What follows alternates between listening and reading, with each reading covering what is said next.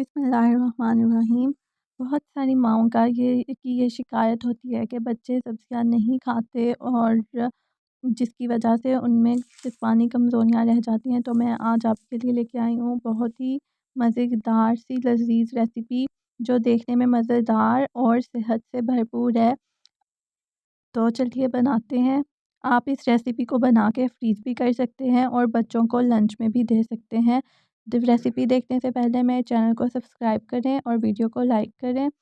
और चलिए शुरू करते हैं।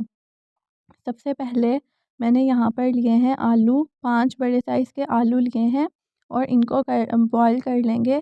आलू को बॉयल करते हुए जो सबसे ज़रूरी बात होती है, जिस बात का हमें ख़्याल रखना चाहिए, ये आज मैं आपको एक अच्छी सी टिप देने जा रही हूँ कि जब भी आप आलू को बॉयल करेंगे ना, आप ये गलती ना कीजिएगा और इस बात का ख़ास ख़्याल रखिएगा कि जब हम आलू को बॉयल करते हैं, एक तो आलू को हमने आलू का छिलका उतार के फिर बॉयल करना है। और जब आलू हमारे बॉयल हो जाएंगे, बहुत सारे लोग आलू को पानी में ही छोड़ देते हैं, लेकिन हमने ऐसा नहीं करना।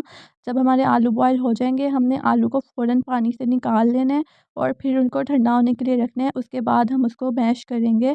अगर हम आलू को छिलके के साथ बॉयल करेंगे और आलू को पानी में छोड़ देंगे, तो आलू लेसली हो जाते हैं, आलू लेस छोड़ देते हैं और जिस वजह से वो फिर चिपचिपे से हो रहे होते हैं। इसलिए हमेशा आलू को छिलके के बगैर बॉयल करें और पानी में ज़्यादा देर तक ना छोड़ें। आलू यहाँ पर मैंने मैश कर लिए हैं और अब यहाँ पर मैं ऐड कर रही हूँ हाफ़ कप शिमला मिर्च, जो मैंने लंबे-लंबे काट के बारीक-बारीक उसकी कटिंग की थी। उसके साथ गाजर और बंद गोभी को भी मैंने इसी तरह से कट किया था। साथ ही मैं ले रही हूँ हाफ़ कप मटर, ये मैंने पहले से बॉयल करके रख लिए थे। और साथ ही मैं उसमें ऐड कर रही हूँ 5 से 6 चॉप्ड हरी मिर्चें।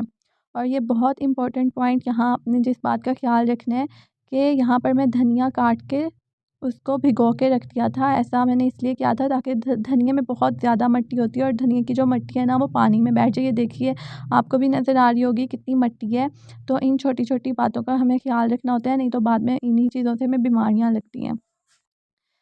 धनिया ऐड करने के बाद मैं इसमें ऐड कर रही हूँ 1 चम्मच लाल मिर्च और हल्दी। ये हल्दी हमने खुद पिसवा के घर से बाज़ार से लेके पिसवाई है।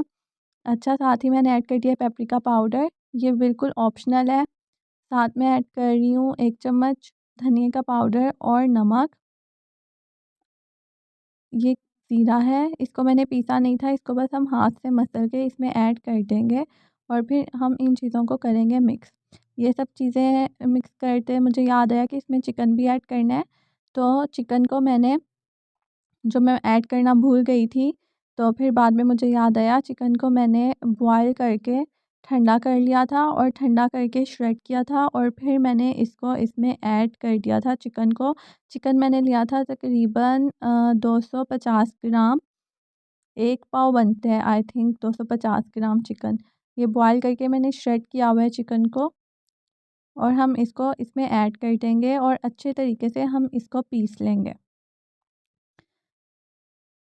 बच्चे जो नहीं खाते सब्ज़ियाँ, वो इस तरह से हम उनको जब बना के देंगे, वो सब्ज़ियाँ ज़रूर खाएँगे और उनको पता भी नहीं चलेगा कि ये क्या है। मैं क्या करती हूँ, मैं बच्चों को पराठे में ये लगा के दे देती हूँ या ब्रेड में मायोनीज़ और केचप के साथ लगा के दे देती हूँ, तो बच्चे चुप करके खा लेते हैं, उनको पता भी नहीं चलता।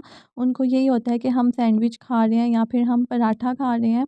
इस तरह से हम बच्चों को सब्ज़ियाँ खिला सकते हैं और उनकी सेहत बना सकते हैं। साथ अब ये हमारा मसाला अच्छी तरह मिक्स हो गया है। अब मैं इसकी अपने हाथ से बॉल बना लूँगी और साथ में एक हथेली पर रखकर इसको दूसरी हथेली से ऐसे इसकी पैटी बना लूँगी। आप चाहें तो आप इसको एक डिश में रखकर इसकी स्क्वायर शेप्स भी बना सकते हैं या फिर आप इसको नगेट्स वाली शेप भी दे सकते हैं, क्योंकि बच्चों को फिर ये होगा कि वो नगेट्स खा रहे हैं। जैसा आपको कंफर्टेबल लगे, आप इसको वैसे कर सकते हैं। मैंने यहाँ पर सारे शामी बना लिए थे। शामी या फिर आप इसको सब्जियों के कटलेट या कबाब भी कह सकते हैं, जो कि सेहत से भरपूर हैं, बच्चों और बुज़ुर्गों के लिए। बहुत शौक़ से खा लेंगे वो और उनकी सेहत भी बन जाएगी। बाहर से आपको पता है बच्चे कैसी चीज़ें खाते हैं, तो जब भी वो बाहर से कुछ डिमांड करें, आप उन्हें घर पर ऐसी चीज़ें बना के दें। आप इसको स्टोर करके भी रख सकती हैं बच्चों के लंच के लिए। आप सिंपली इसको एक लंच बॉक्स में ऐसे रखें और जितने रख सकते हैं रखें, बाद में उसके ऊपर अखबार रखें और सारे इनको ऐसे स्टोर करते जाएँ, या फिर आप इसको पॉलीथीन के बैग में भी स्टोर कर सकती हैं।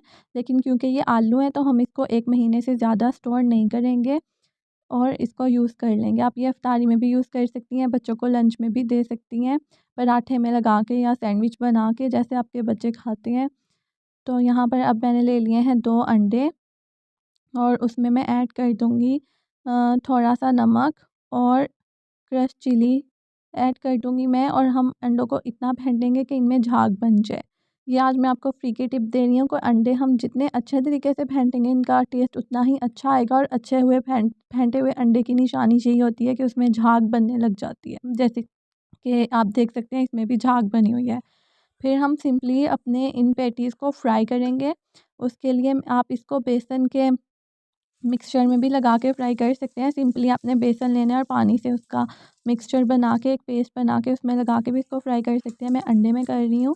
पहले मैंने घी को मीडियम फ्लेम पर गरम कर लिया था, लेकिन जब मैं इसमें पैटीज़ डालूँगी तो मैं उसका फ्लेम लो कर दूँगी, क्योंकि हमारी सब्ज़ियाँ कच्ची हैं। तो हम तकरीबन इसको 5 मिनट तक इसमें फ्राई करेंगे, ताकि हमारी सब्ज़ियाँ अंदर से अच्छी तरह सॉफ्ट हो जाएँ और वो कच्ची ना रहें। तो जब ये एक साइड से इसका कलर चेंज हो गया था, तकरीबन 3 मिनट बाद मीडियम फ्लेम पे, क्योंकि मैं इनको कुक कर रही हूँ, तो 3 मिनट बाद मैंने इसकी साइड चेंज की थी। अब दूसरी साइड से भी मैं इसको लो फ्लेम के ऊपर ही कुक करूँगी, ताकि ये अंदर से अच्छे तरीके से पक जाए और कच्चा ना रहे इसका टेस्ट। अगर आपको मेरी वीडियो पसंद आ रही है तो मेरे चैनल को लाइक करें और सब्सक्राइब भी करें। यहाँ पर इनका कलर चेंज हो चुका था, गोल्डन कलर हो गया था। अब मैं इनको निकाल लूँगी और मैं इनको निकाल के सर्व करूँगी। इनको निकालते हुए एक बात का आपने ख़्याल रखना है कि आपने इनको जिस जिस प्लेट में निकाल रहे होंगे ना, अलग-अलग रखना है। आपने इनको साथ जोड़-जोड़ के नहीं रखना, क्योंकि ये गर्म है, फिर इनको पसीना आता है तो ये सॉफ्ट हो जाते हैं। अगर आप इनको अलग-अलग रखेंगे ना तो ये खस्ता ही रहेंगे। ये जब ठंडे हो गए थे तब मैंने इनको ऐसे रखा था एक साथ, और देखिए कितनी अच्छी लुक आई है। इतने बेहतरीन बने थे माशाल्लाह। मेरे चैनल को सब्सक्राइब करें और वीडियो को लाइक करें। नेक्स्ट वीडियो तक के लिए अल्लाह हाफ़िज़।